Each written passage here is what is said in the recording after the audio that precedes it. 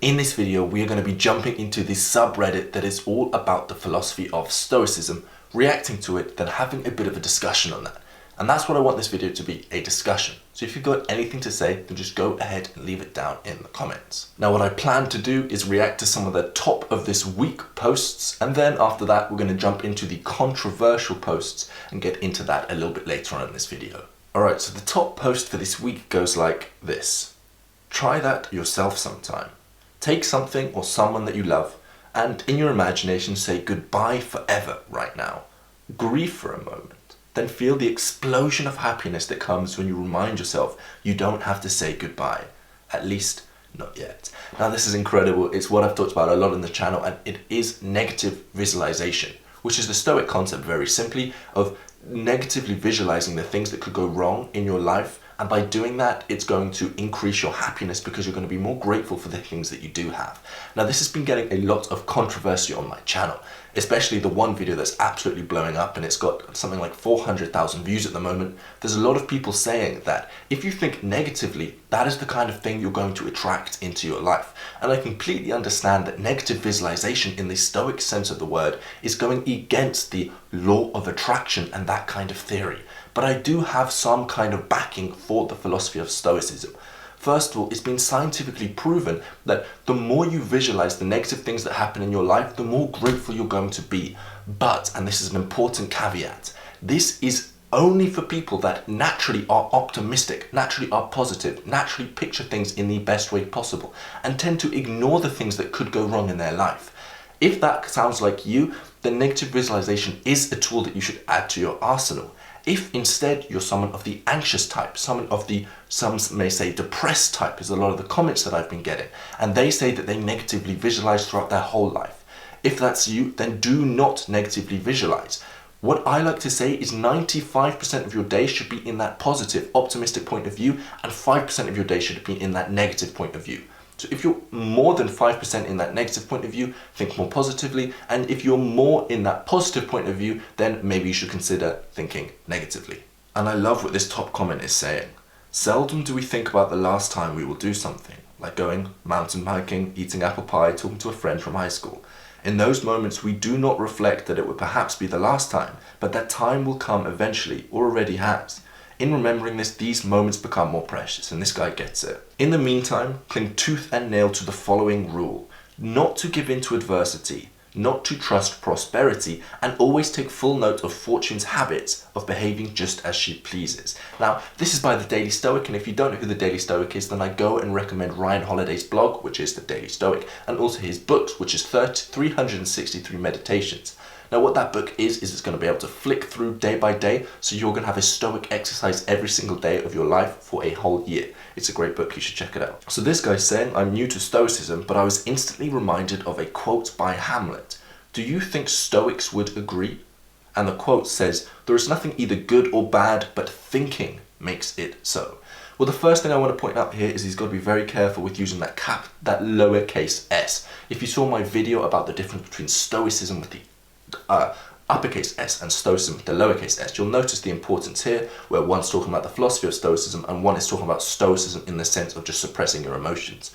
But in terms of the philosophy of Stoicism, then this is something that the Stoics would completely agree with, because in life everything objective can only be perceived by a subjective lens. Things happen out there, and then it is your perception of that event that decides your emotional response to that event. So no matter what happens out there, that is just irrelevant to us humans. We've got to perceive that event before we can understand them. So I completely agree that thinking makes it so, and that there is nothing good or bad out there.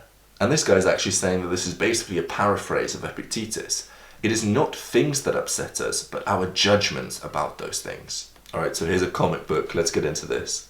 And this is actually by Existential Comics, and I've seen a few of them and they're actually quite funny, but let's go through this. Ha! Sorry, Epictetus. Ha ha ha ha ha. Back to the start. What do you mean, that's okay? That's okay. What card you get is beyond my control, so there is no use worrying about it. What? That's idiotic. You were almost at the end, and now you have to start over. You should be suffering. You see, I've been visualizing the possibility of having to start over this whole time, so when it came to be, it could not harm me. It isn't losing that causes suffering, Nietzsche. It is only the desire to win. Oh, shut up, Buddha. If you were really so enlightened, you wouldn't be losing. You are a losing loser. The only thing you can control is your own virtue.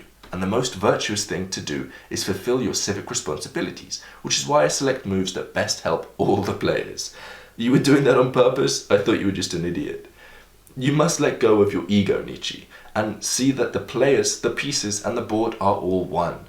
You have game-denying philosophies. You just want to sit there and do nothing. Why even play if you don't try to exert your will in the game and win? But we are both perfectly content. It is only you who are upset. Why? Because we have no desire to dominate and win. Then what is the reason, Schopenhauer? Don't listen to the Buddha, Nietzsche. We do suffer because we desire, but isn't that the reason that we suffer? We suffer because we were born. What made you like this, Schopenhauer? You've ruined the vibe at every game night. I've been imagining that he would ruin the vibe this whole time. Alright, this is a bit of a weird format. I'm not sure how this is going to work, but let's try it and let's go on to some of the controversial posts and let's discuss them. And apparently the most controversial thing that's been uploaded in the past week is a diagram of a skull with the phrase memento mori, and if you don't know what that means, it just means embrace death and recognize that death is just a normal fact of human life. I don't know why that's the most controversial thing, but let's see if there's anything better. And the next most controversial one is called Poeticism. It's Stoicism and poetry, honestly much better if you ask me. Someone asks, cool, any links if you enjoy please? The guy responds, I just invented it. I haven't made any yet. Why are you posting it then? So the final one, this guy is saying, what would a Stoic philosopher say to someone who suffers from fear, anxiety and depression? Put very simply, if you suffer from fear, you are fearing the future. If you suffer from anxiety, you are fearing the future. And if you suffer from depression, chances are you are fearing or you are living in the past. Now, if you read The Power of Now, it's going to reassure you that the now, the present moment, is the only time that you should be living in. Yes, you can learn from the past, and yes, you can plan from the future, but the majority of your time should be spent in the present. Because in the present moment, there is no anxiety and there is no depressed feelings, unless you are in direct danger. You see, there are two types of fear, two types of anxiety. Number one, anxiety that comes from real-term circumstances. For example, you're being chased. Then, even if you are in the present, you will still feel that anxiety. The second fear is fear of things that aren't actually putting you in danger. For example, fear of upsetting people. For example, fear of not being liked. That kind of fear, that kind of anxiety is not stemmed from real problems. It's not stemmed from real case scenarios that put you in danger.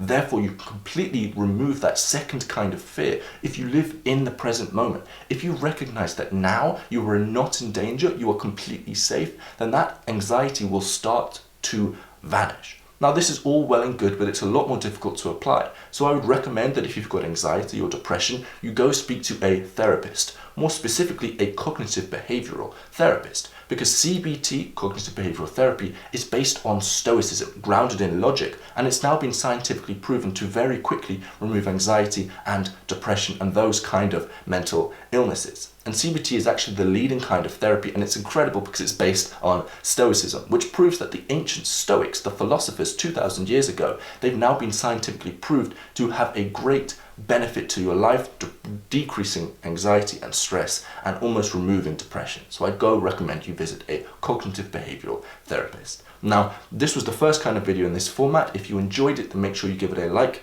If you're new to this channel, then go ahead and subscribe.